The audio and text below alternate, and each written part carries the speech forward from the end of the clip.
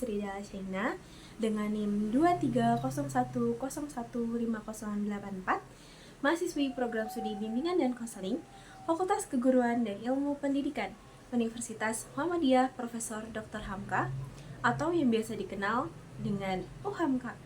Nah, UHAMKA ini punya tagline yang seru dan juga asik loh teman-teman. Tagline-nya itu UHAMKA, kampus keren dan asyik. Nah, aku pilih UHAMKA karena selain kampus yang berakreditasi unggul, kualitas pembelajarannya juga keren banget loh teman-teman. Oke, sebelum teman-teman aku jelasin nih fasilitas apa aja sih yang ada di UHAMKA, mungkin teman-teman lebih enak nonton videonya dulu ya. Boleh disimak dulu teman-teman. Selamat menonton. Hai Sobat FKIP, kalian tahu nggak sih kalau FKIP itu merupakan salah satu fakultas yang memiliki mahasiswa terbanyak loh di UHAMKA. Kira-kira fasilitas apa aja yang kita punya? Yuk kita lihat.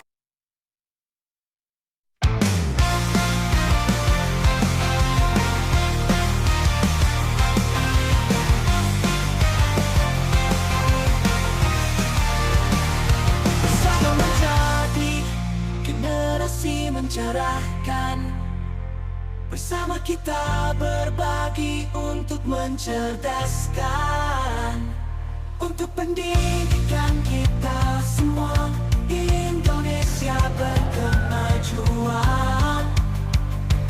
Ayolah, di sini di tempat ini, FKIP UHAMKA, kita berjumpa, berlari meraih mimpi kita semua, wujudkan harapan, harapan kita impikan di sini. Di FKIP UHAMKA, di sini di tempat ini UHAMKA.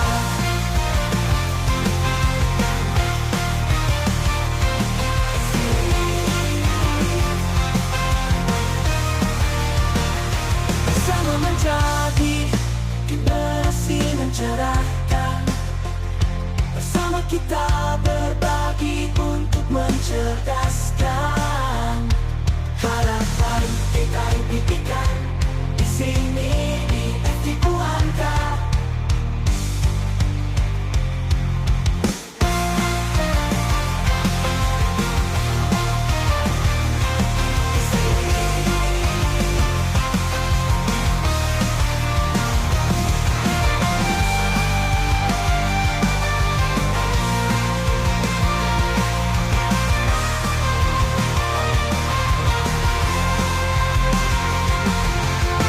Di sini di tempat ini, FKIP UHAMKA.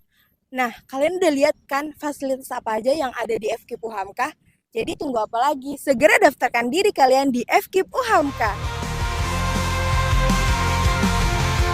Di sini di tempat ini, FKIP UHAMKA. Ada kelas smart classroom, perpustakaan modern dengan akses digital, dan berbagai laboratorium yang interaktif seperti lab micro teaching, terus juga ada lab BK, lab PGSD, lab pendidikan ekonomi, lab biologi, sampai ada yang namanya bengkel sastra loh teman-teman. Nah, selain fasilitas akademiknya, UHAMKA ini juga punya banyak tempat yang bikin suasana kampusnya itu terasa nyaman dan juga hidup banget teman-teman. Yang pertama ada Masjid Darul Ulum, ada Geraha Mahasiswa. Nah, Geraha Mahasiswa ini biasa digunakan untuk kegiatan UKM. Terus juga ada studio musik dan seni, fasilitas olahraga, dan juga ada juga ruang diskusi yang bisa dipakai untuk kerja kelompok, diskusi bareng dosen dan juga mahasiswa, atau kegiatan komunitas kampus lainnya. Nah, selain itu ada juga Aula Ahmad Dahlan namanya. Nah, biasa digunakan untuk acara-acara penting, misalnya untuk seminar, terus kegiatan resmi lainnya. Nah, yang paling aku suka nih teman-teman, di UHAMKA ini ada juga yang namanya taman hijau yang luas dan juga asri banget. Nah, di taman ini ada meja dan juga bangku yang bisa dipakai untuk ngobrol santai, makan bareng, nugas, ataupun diskusi-diskusi kelompok. Nah, banyak banget mahasiswa yang suka nongkrong di sini untuk ngerjain tugas, brainstorming ide, dan juga atau sekedar istirahat sambil nikmatin suasana kampus yang adem dan juga tenang. Pokoknya taman ini tuh jadi salah satu spot favorit untuk ngumpul bareng temen sambil tetap produktif dan juga lebih enjoy. Aku dan gak ngebosenin sama sekali loh teman-teman. Setiap kelas ini dibuat lebih interaktif, terus juga inovatif, kreatif, dan kita bisa belajar sambil aktif berdiskusi, praktik langsung, dan juga kolaborasi dengan teman-teman. Dan yang paling penting di UHAMKA ini kita bisa juga diajarin untuk mengembangkan empati dan kepekaan sosial. Nah ini penting banget nih untuk calon konselor kayak aku dan juga teman-teman yang ngedengerin nih. Nah jadi buat kamu yang lagi cari kampus dengan suasana ya belajar yang seru, dengan suasana belajar yang interaktif, kreatif, dan lainnya, lingkungan yang sportif juga, dan dosen yang inspiratif, UHAMKA sebagai kampus keren dan juga asyik bisa dijadikan tempat terbaik untuk teman-teman tumbuh, belajar, dan juga berkembang dengan teman-teman hebat. Nah, di BK UHAMKA pun sudah unggul loh teman-teman. Belajar di BK UHAMKA bukan cuma soal teori, tapi juga tentang jadi pribadi yang berempati dan siap menebar kebaikan. Oke, kita lanjut teman-teman. Nah, ngomongin soal kehidupan kampus, aku pribadi senang banget nih bisa aktif di berbagai kegiatan. Salah satunya aku itu ikut kegiatan volunteer. Nah, lewat kegiatan itu, aku sering ketemu banyak orang baru, termasuk anak-anak, terus remaja, sampai sesama relawan dari berbagai latar belakang. Nah, dari situ aku belajar banyak hal, terutama tentang gimana caranya berinteraksi, memahami orang lain, dan kerjasama dalam tujuan yang sama. Nah, kalau dipikir-pikir, hal-hal kayak gitu sebenarnya bagian dari sesuatu yang sering banget kita lakuin setiap harinya, yaitu interaksi sosial. Nah, mulai dari ngobrol sama keluarga di rumah, terus juga diskusi bareng teman di kampus, sampai kerja bareng waktu ikut kegiatan sosial. Nah, semuanya itu termasuk bentuk dari interaksi sosial ya teman-teman. Nah, menariknya, interaksi sosial itu bukan cuma soal ngomong atau komunikasi aja nih, tapi juga tentang gimana caranya kita saling memahami, menyesuaikan diri, membangun hubungan yang positif di lingkungan kita, baik itu di rumah, di sekolah, maupun di kampus teman-teman. Nah, sebagai mahasiswa bimbingan konseling, hal ini penting banget. Karena sebagai calon konselor, kita perlu banget nih punya kemampuan berinteraksi yang baik. Peka. Misalnya, peka sama perasaan orang lain, bisa dengerin dengan empati yang penuh, dan tahu gimana caranya memberikan respon yang hangat dan juga membantu. Nah, jadi di bagian ini kita bakal bahas bareng-bareng nih tentang interaksi sosial dalam bimbingan dan konseling. Mulai dari pengertiannya, syarat-syarat terjadinya, terus juga dasar berlangsungnya interaksi sosial, sampai nanti kita bahas tentang faktor-faktor yang mempengaruhi hubungan antar manusia atau biasa dikenal dengan interaksi sosial. Nah, yuk kita pelajari bareng gimana pentingnya interaksi sosial. Bukan cuma buat teori di kelas, tapi juga buat kehidupan kita sehari-hari. Bahkan nanti di kegiatan sosial yang kita ikuti. Nah, kalau dilihat dari kehidupan sehari-hari, manusia itu gak pernah lepas nih dari yang namanya interaksi sosial. Nah, setiap hari pasti ada aja nih momen ketika kita berhubungan sama orang lain. Misalnya ngobrol, kerja bareng, ataupun sekedar saling nyapa. Nah, hal-hal sederhana kayak gitu udah termasuk nih bentuk dari interaksi sosial. Nah, dijelaskan menurut Sujono Sukanto, interaksi sosial itu adalah hubungan sosial yang dinamis yang melibatkan hubungan antara individu dengan individu, antar kelompok, atau antara individu dan kelompok manusia.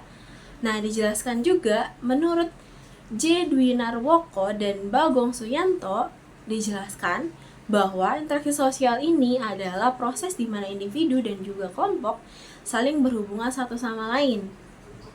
Nah, dari kedua pendapat tersebut bisa kita simpulin nih teman-teman, kalau interaksi sosial ini pada dasarnya adalah proses manusia buat saling terhubung dan saling memengaruhi satu sama lain.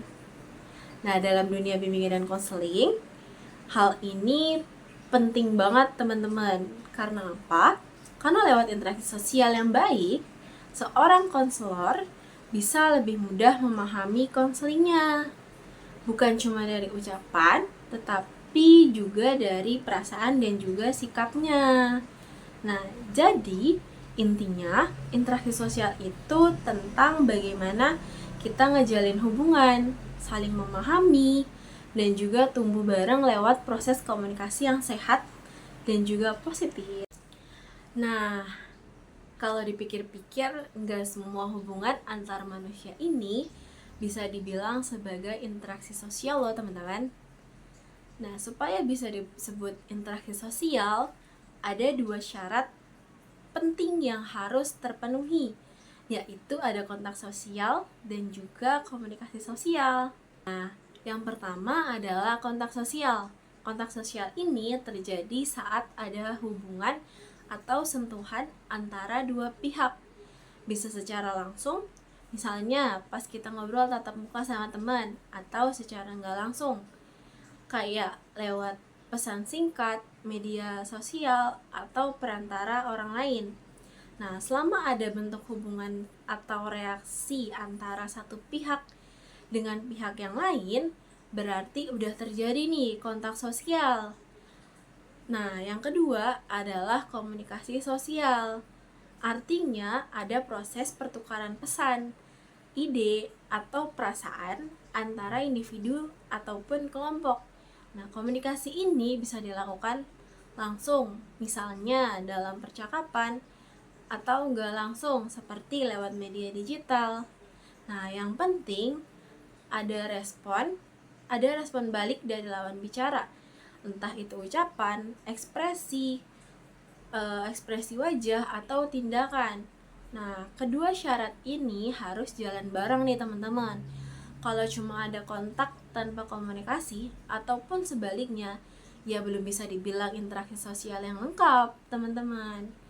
Nah, dalam dunia bimbingan konseling ini, 2 hal tadi itu penting banget teman-teman.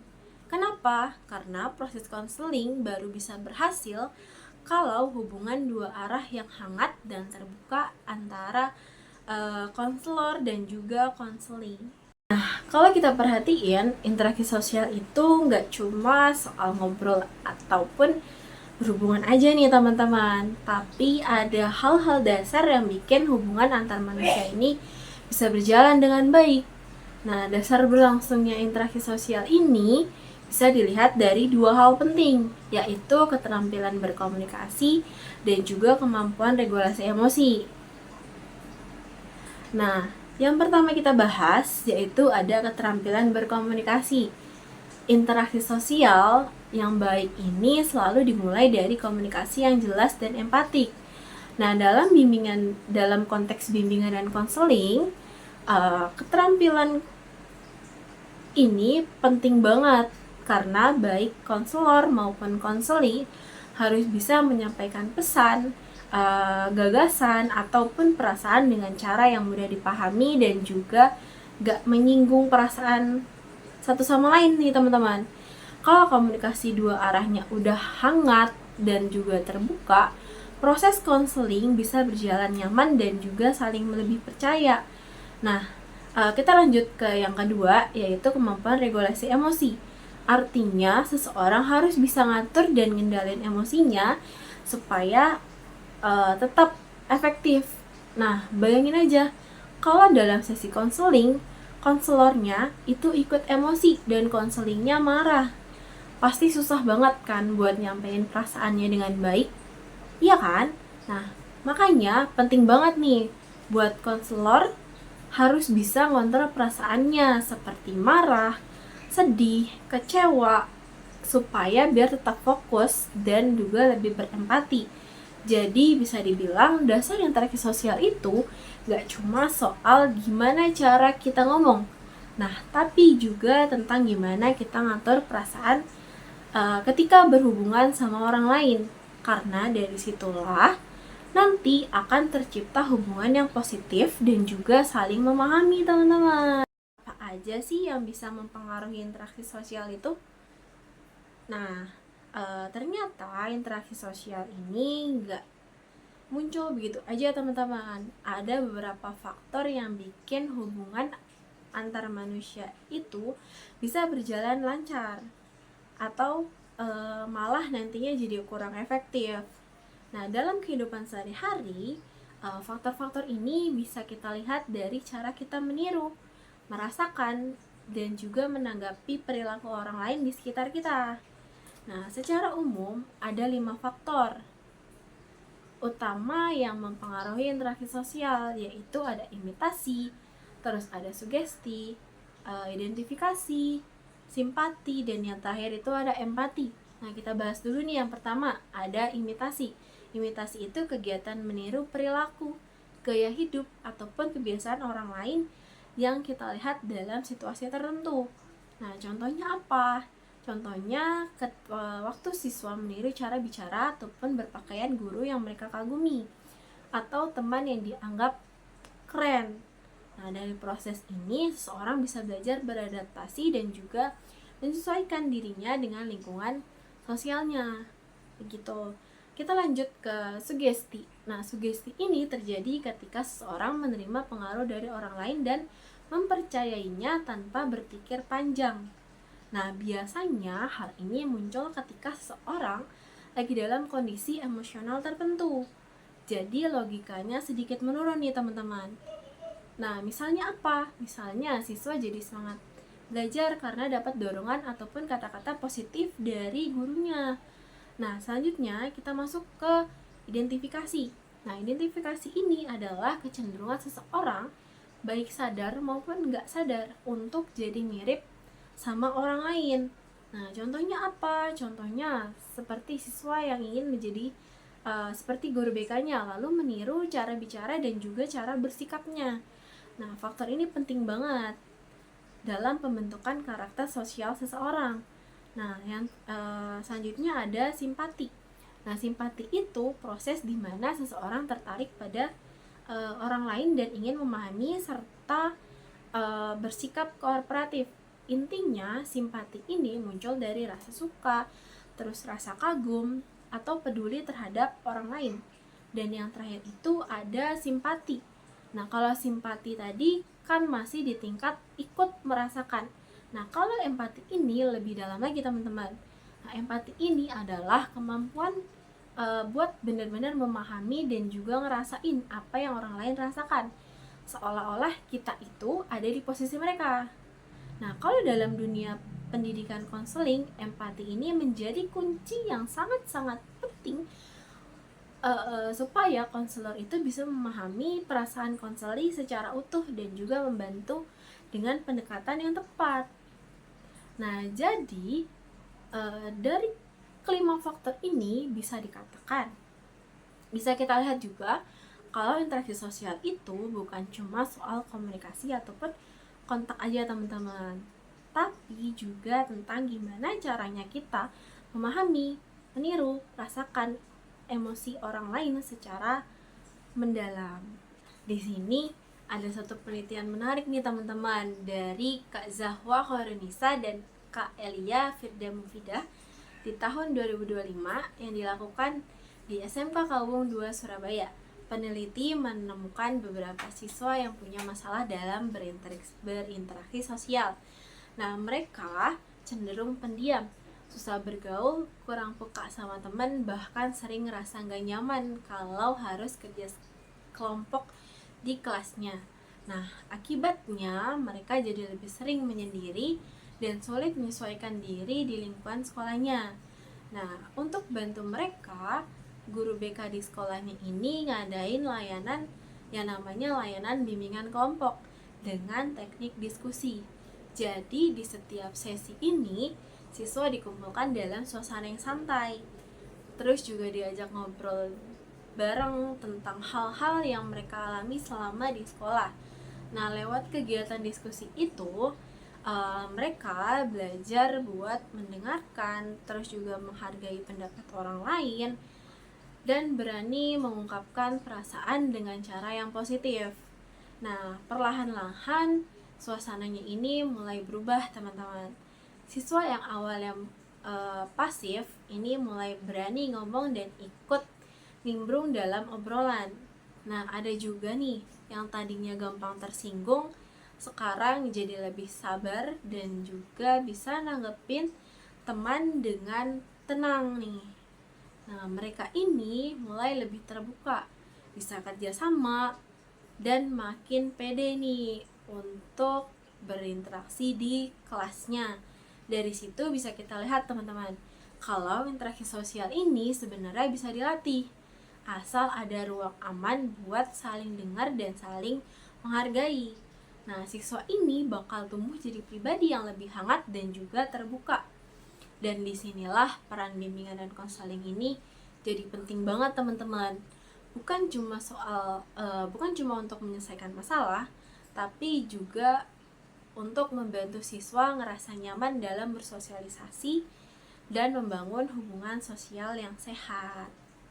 Dari semua yang udah aku bahas tadi, yang udah aku jelasin tadi, kita bisa lihat kalau interaksi sosial itu punya peran yang besar banget dalam kehidupan kita. Gak cuma soal komunikasi, tapi juga tentang bagaimana kita memahami, menghargai, dan terhubung dengan orang lain. Nah, lewat interaksi sosial, kita belajar buat lebih peka, lebih sabar, dan lebih peduli terhadap sesama. Nah, kita belajar gimana caranya hadir dengan hati. Misalnya, dengerin tanpa menghakimi, terus memahami tanpa menyela, dan memberi tanpa pamrih. Kita, sebagai calon konselor, perlu kita tahu bahwa setiap pertemuan, setiap obrolan, dan setiap hubungan itu punya makna tersendiri, teman-teman. Kita nggak cuma membantu orang lain menyelesaikan masalahnya, tapi juga bantu mereka ngerasa dilihat, didengar, dan diterima apa adanya. Jadilah sosok yang membawa kenyamanan dan kebaikan lewat setiap interaksi. Mulailah dari hal-hal kecil, karena dari situlah kita bisa bikin perubahan besar. Karena dunia ini butuh lebih banyak orang baik dan semuanya bisa dimulai dari satu interaksi sederhana. Aku, Yusrida Alshaina, makasih banget udah nemenin aku dari awal sampai akhir. Semoga dari video ini kita semua bisa terus belajar buat lebih memahami, lebih peduli, dan lebih berani menebar kebaikan lewat hal-hal sederhana di sekitar kita. Sampai jumpa di kesempatan selanjutnya. Teruslah tumbuh, terus peduli, dan terus jadi cahaya kecil yang bermakna buat sekitar. Terima kasih and see you, bye-bye.